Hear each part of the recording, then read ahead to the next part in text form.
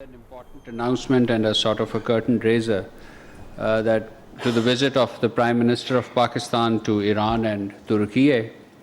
The Prime Minister, His Excellency Mr. Mohammad Shehbaz Sharif, will undertake an official visit to the Islamic Republic of Iran and the Republic of Turkey from 3rd to 5th July 2026.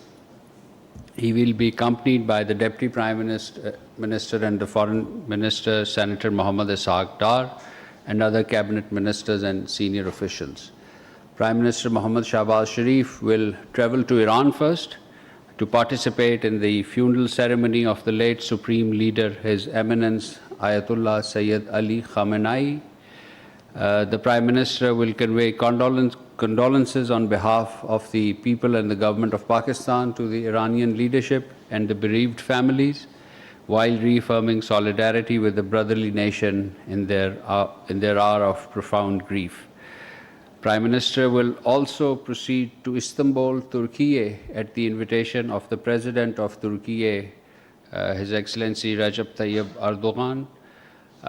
He will hold discussions on the entire gamut of the bilateral relation with a special focus on giving impetus to bilateral trade and investment cooperation between the two brotherly countries. The leadership meeting will also reflect on issues concerning regional peace and security.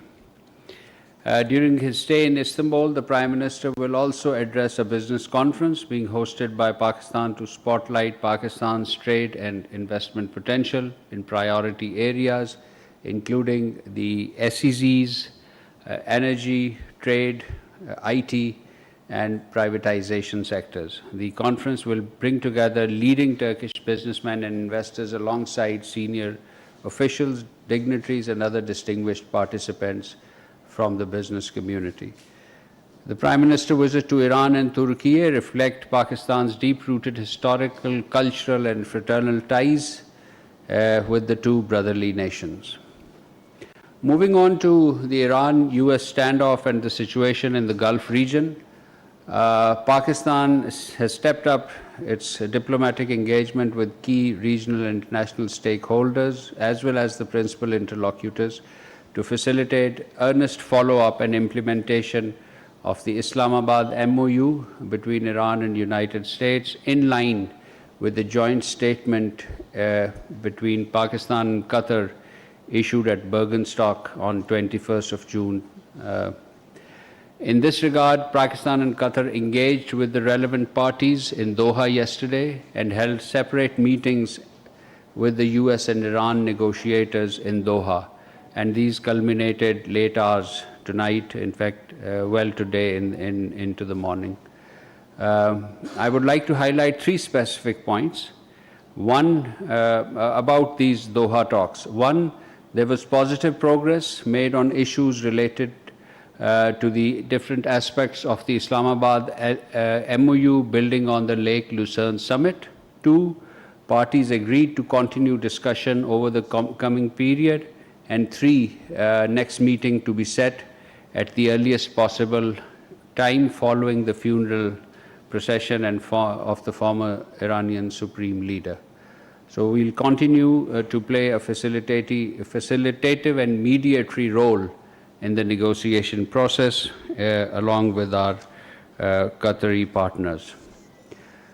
Deputy Prime Minister and Foreign Minister Senator Mohammad Ishaq Dar also continued with his high-level consultations and telephone conversation, a series of which were held this week with the foreign ministers of Saudi Arabia, China, Bahrain, Iran. He also spoke with the British Foreign Secretary and the European Union's High Representative for Foreign Affairs and Security Policy. Ladies and gentlemen, you all covered the seminar that was held at Jinnah Convention Center yesterday, titled Indus Water Treaty, an Instrument of Peace and Regional Stability. There was attendance from political leaders, legal experts, international scholars, members of the diplomatic corps, civil society, and of course, the media was also present there. The participants in general called for upholding the treaty. They rejected a weaponization of water and urged to settle disputes through established legal and diplomatic mechanisms rather than unilateral actions. They warned that any attempt to deprive the country of its shared water would have profound consequences for regional peace and security. The Deputy Prime Minister, Foreign Minister, Senator Mohammad Ishaq Dar also spoke on this occasion, and his media covered his statement. The statement is also available on the website, but let me just recall that he said that the 6-decade-old Indus Water Treaty could not be suspended or terminated under any pretext, and this is the abeyance is quote-unquote illegal, unilateral, and without any basis. And he added that Pakistan unequivocally rejected this so-called abeyance. Pakistan also, let me add that Pakistan also rejects India's attempt to invoke baseless allegation of terrorism as a pretext for placing the Indus Water Treaty in abeyance and obstructing the lawful flow of the Pakistani shares of the Indus waters. The real issue is not terrorism. Let this be very clear. The real issue is not terrorism. The real issue is the growing disposition within the Indian leadership to treat shared international river system as a strategic asset that can be controlled, withheld, or diverted at will.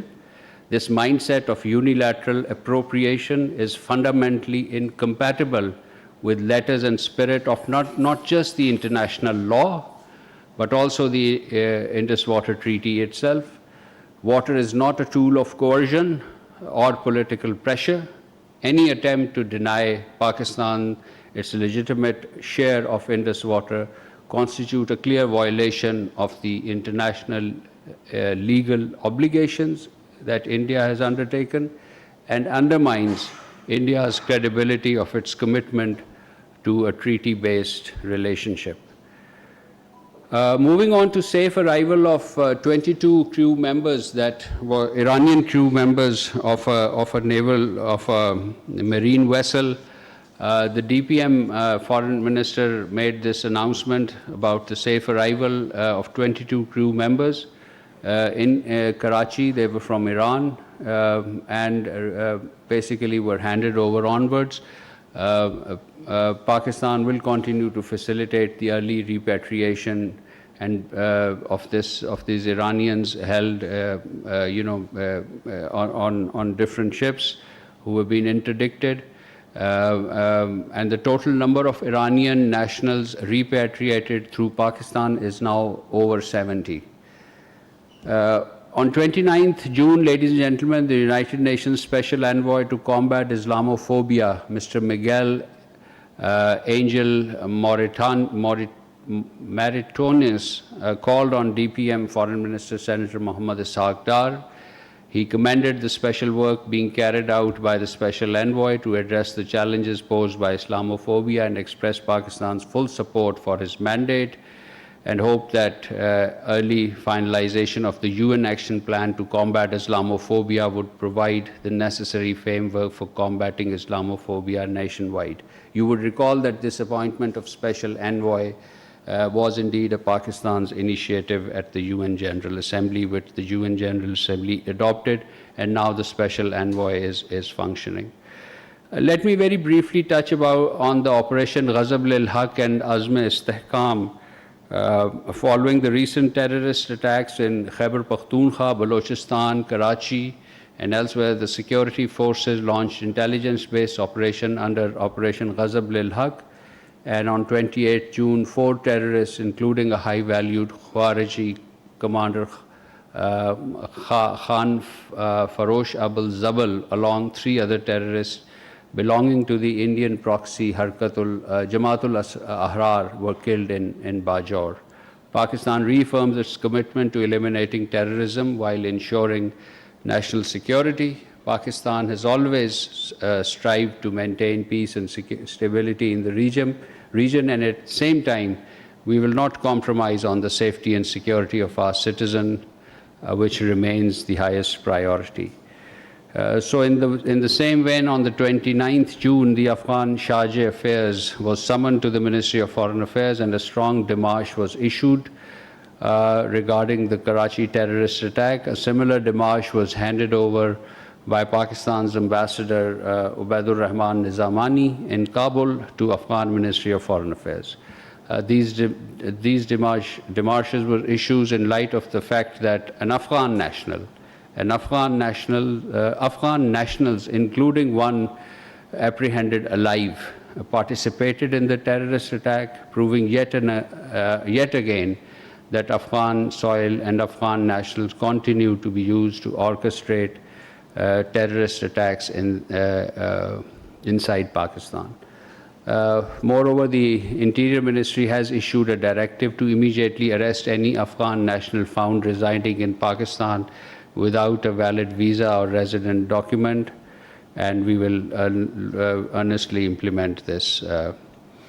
Finally, ladies and gentlemen, Pakistan's membership to the International Olive Council, this is an important body of olive-producing countries to which Pakistan has joined. Formally, we took our seat as a permanent member of the International Olive Council for the first time during the first 123rd session of the Council held in Lisbon, Portugal, marking a significant milestone in the country's growing olive sector. The Minister for Food and National Security and Research, Rana Tanveer Hussain, led a Pakistani delegation to the meeting, and following Pakistan's accession to the International Olive Council, we were invited to participate in this session. This council comprises 27 other olive-producing member states, and we look forward to conducting what we call the olive diplomacy from here on, basically enhancing the production of olive and making it exportable commodity for our growers. And this will be an important addendum to our economic sector. So with these remarks, ladies and gentlemen, I'll conclude my opening statement and open the floor for any question answers.